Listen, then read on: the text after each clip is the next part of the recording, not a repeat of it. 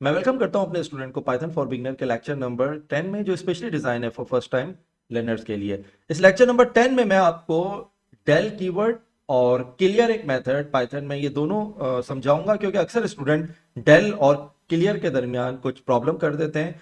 क्या इश्यूज हैं जो इन दोनों के दरमियान हैं जो अक्सर स्टूडेंट समझ नहीं पाते। आज इस लेक्चर में हम इनको क्लियर करेंगे। तो सबसे पहले देखें, ये दोनों यानी डेल और क्लियर, ये दोनों किसी एलिमेंट को रिमूव करने के लिए काम आते हैं। यानी अगर हम पाइथन में से कोई ऑब्जेक्ट को एलिमेंट को रिमूव करवाना चाहता हूं तो डेल कीवर्ड या क्लियर मेथड यूज होगा। लेकिन डेल कीवर्ड जो है और क्लियर मेथड, इन दोनों के दरमियान या इनके दोनों का यूज, दोनों की फंक्शनैलिटी अलग अलग है। डेल काम क्या करता है, देखिए जब भी मैं डेल को यूज करूंगा अपने कोड में, पाइथन के कोड में, तो ये ना सिर्फ ऑब्जेक्ट को रिमूव करता है बल्कि साथ साथ रेफरेंस को भी रिमूव कर देता है। आपने जिस तरह से हमने आपको बताया था कि गार्बेज कलेक्शन में क्या होता है, कि गार्बेज कलेक्शन में ये होता है कि पाइथन देखता है कि वो वेरिएबल या वो ऑब्जेक्ट जिनका कोई वैलिड रेफरेंस नहीं है तो उनको कलेक्ट करके रिमूव कर देता है। ये गार्बेज कलेक्शन में होता है। यहाँ काम क्या कर रहा होता है डेल, डेल ये काम कर रहा होता है कि एक ऑब्जेक्ट का पहले तो ऑब्जेक्ट को भी रिमूव करता है और उसके वैलिड रेफरेंस को भी रिमूव कर देता है, यानी कंप्लीटली रिमूव कर देता है और वो मेमोरी को एम्प्टी कर देता है, बिल्कुल इसी तरह जिस तरह गार्बेज कलेक्शन कर रहा होता है। तो अब अगर मैं आपसे यहाँ पर एक एग्जांपल है, x की वैल्यू मैंने 10 रखी है, डेल x कर दिया, इसका मतलब ये हुआ कि ये जो वैल्यू प्रेजेंट थी जिस मेमोरी लोकेशन पे और जो वेरिएबल x इसको शो कर रहा था, पहले तो x भी रिमूव होगा और साथ साथ इसका रेफरेंस जो 10 को कर रहा था वो भी रिमूव होकर उस मेमोरी लोकेशन को ये एम्प्टी कर देगा। अब अगर मैं कहता हूँ प्रिंट करवाओ x, तो x तो मौजूद ही नहीं है, तो x तो उस जगह से कंप्लीटली रिमूव हो गया है, तो वो एरर क्रिएट हो जाएगा फिर। तो आपने देखा कंप्लीट अगर आपको रिमूव करना है विद रेफरेंस के तो आपने डेल यूज करना है पाइथन में। और अगर क्लियर यूज कर रहे हैं तो आप देख लीजिए क्लियर भी क्या कर रहा है कि एक ऑब्जेक्ट को रिमूव कर देगा मगर उसका रेफरेंस डिलीट नहीं होता है। इसका मतलब ये हुआ विदाउट डिलीटिंग दी वैलिड रेफरेंस, रेफरेंस रहेगा। अब क्या है कि एक कंटेनर है, सपोज करें इस कंटेनर में कुछ वैल्यू सेव की हुई है, उसके पास कीप की हुई है। उस कंटेनर को तो अपनी जगह पर रखेगा लेकिन उसके अंदर जो कुछ मौजूद था उसको वो एम्प्टी कर देगा। ये काम कौन कर रहा है, क्लियर। तो क्लियर ने काम क्या किया कि ऑब्जेक्ट का रेफरेंस मेंटेन किया, वहां पर मौजूद है, लेकिन ऑब्जेक्ट को उसने रिमूव कर दिया। अब यहां पर एक टेक्स्ट लिखा हुआ है, आप इसको पढ़ें, clear remove all element from a mutable object. ठीक है, म्यूटेबल ऑब्जेक्ट का मतलब ही यही है कि जिसमें आप देखें तो डिक्शनरी है, लिस्ट है, सेट है, ये वो चीजें हैं जो म्यूटेबल हैं। तो नॉर्मली ये क्लियर जो है ये यूज होगा ही म्यूटेबल ऑब्जेक्ट के साथ। तो क्लियर हमने कब इस्तेमाल करना है, क्लियर हमने इस्तेमाल करना है लिस्ट के साथ, डिक्शनरी के साथ या सेट के साथ इस्तेमाल करना है। तो does not delete the object itself, ये मतलब यहाँ पर ये हुआ कि अगर मैंने एक लिस्ट को क्लियर करवाया है तो लिस्ट मौजूद होगी लेकिन वो एम्प्टी हो जाएगी। तो एक ब्लैंक लिस्ट आपके पास हर वक्त मौजूद होगी अगर आप क्लियर यूज कर रहे हैं। अब अगर आप ये चाहते हैं कि कंप्लीटली यूज कर उसको डिलीट कर दें तो आपने फिर डेल कीवर्ड इस्तेमाल करना है। ठीक है, अब अगर आप ये देखें, मैंने आपको एक एग्जांपल दी है यहाँ पर, माई लिस्ट 1 2 3 4, माई लिस्ट पे मैंने कहा कि इसको क्लियर कर दो, तो अब क्या होगा, इसका आउटपुट एक एम्प्टी लिस्ट आ जाएगी आपके पास। क्यों एम्प्टी लिस्ट आ रही है, क्यों इनवैलिड या एरर नहीं आया, इसलिए कि रेफरेंस मौजूद था। तो क्लियर ने रेफरेंस को डिलीट नहीं किया जबकि डेल ने रेफरेंस को भी डिलीट कर दिया। तो अब ये देखें, डेल और क्लियर का एक मैंने कंपैरिजन दिया है कि वर्क्स ऑन, अगर क्लियर है तो ये भी मैंने आपको बताया था कि म्यूटेबल ऑब्जेक्ट यानी लिस्ट, डिक्शनरी और सेट के साथ डेल एनी वेरिएबल और ऑब्जेक्ट, किसी भी वेरिएबल और ऑब्जेक्ट को कंप्लीटली डिलीट करने के लिए आप डेल इस्तेमाल करेंगे। Remove element inside but keep the variable, clear काम क्या करेगा कि एलिमिनेट कर देगा, एलिमिनेट कर देगा, ठीक है, क्या कर देगा, उसको वहां से क्लियर कर देगा, लेकिन inside but keep the variable, variable को रख रहा है यानी उसका रेफरेंस को रख रहा है तो वेरिएबल भी मौजूद होगा। इसी तरह जबकि डेल काम क्या करेगा, डिलीट दी वेरिएबल कंप्लीटली।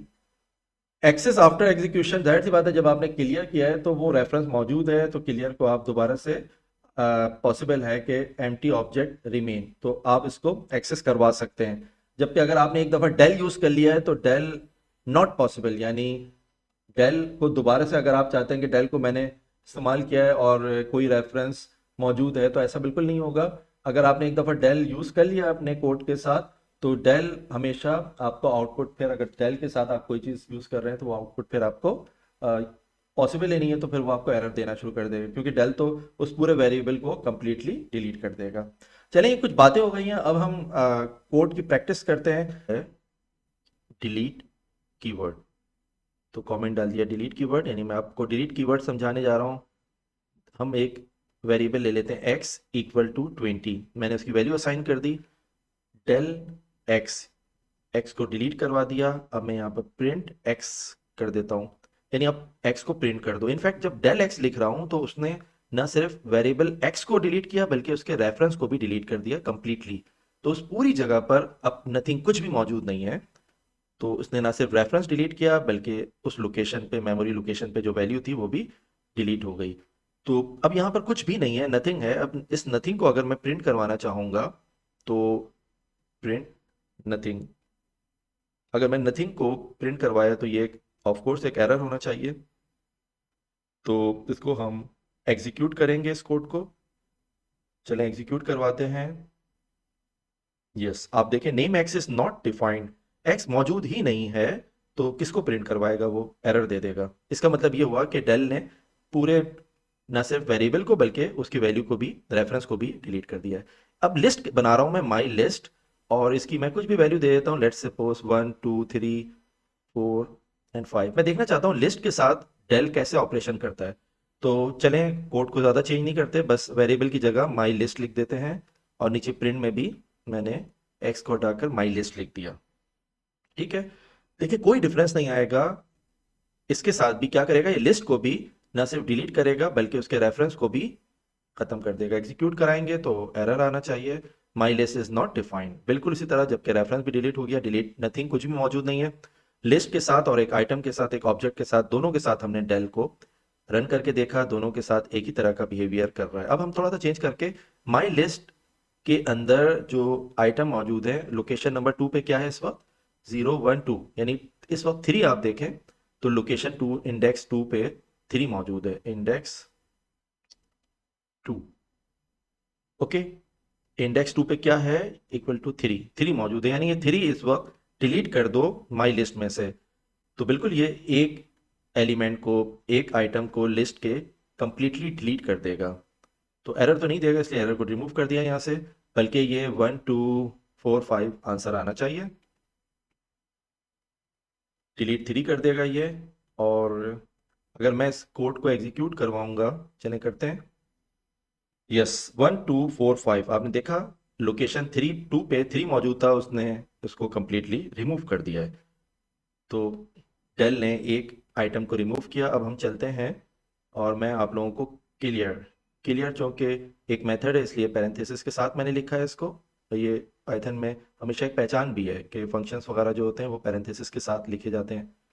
तो यही एग्जांपल रखते हैं, माइनर सी चेंजिंग कर लेते हैं हम यहाँ पर, और हम देखना चाहेंगे कि क्लियर मेथड किस तरह काम करता है। मैंने एक लिस्ट बनाई, माई लिस्ट 1 2 4 3 4 5 की। अब माई लिस्ट डॉट क्लियर, अब मैं अपनी लिस्ट को क्लियर करवाऊंगा तो ये ऑफ कोर्स लिस्ट को सिर्फ क्लियर करेगा, लेकिन यानी उसके जो अंदर एलिमेंट है, आइटम है, वो रिमूव हो जाएंगे, लेकिन लिस्ट एम्प्टी मौजूद होगी।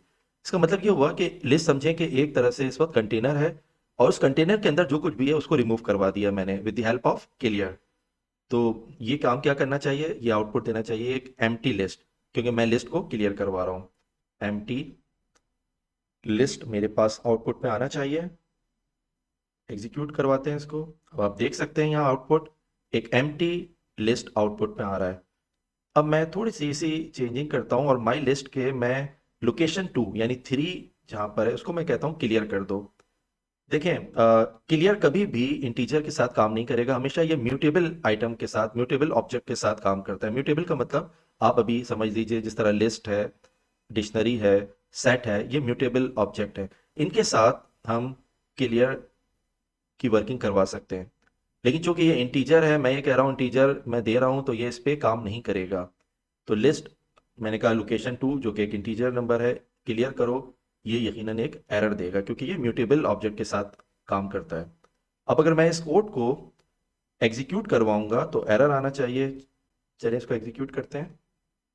Yes, integer object has no attribute clear, इसका मतलब है क्लियर मेथड कभी भी इंटीजर ऑब्जेक्ट के साथ काम नहीं करेगा। ये अच्छी तरह से आप क्लियर कर लें। अब मैं लिस्ट के अंदर एक और लिस्ट बना दिया मैंने, 1 और 2 और 3 को मैंने स्क्वायर ब्रैकेट देकर इसको भी लिस्ट बना दिया। अब मैं ये कहता हूं कि माई लिस्ट के लोकेशन 1 यानी इंडेक्स 1 को क्लियर कर दो। तो इंडेक्स 1 में इस वक्त एक सब लिस्ट 2 3 की मौजूद है।